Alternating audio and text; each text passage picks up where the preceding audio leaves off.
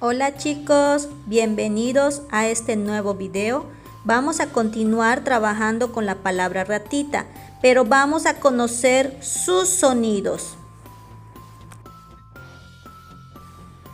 Aquí podemos observar cómo está formada la palabra ratita, pero ahora vamos a conocer sus sonidos. Vamos a prestar mucha atención.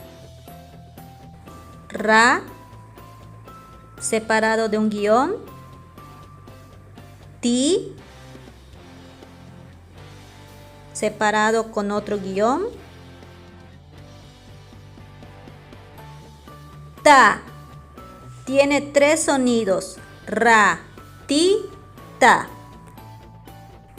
Es momento de trabajar con tu plastilina formando los tres sonidos de la palabra ratita, separado de un guión: ra, ti, ta.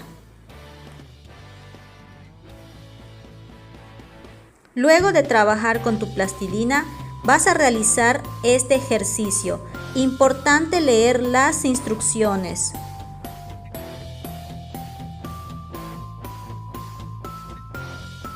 Eso ha sido todo por hoy, chicos. Estoy segura que van a realizar un buen trabajo. Cuídense muchísimo y nos vemos en el siguiente video.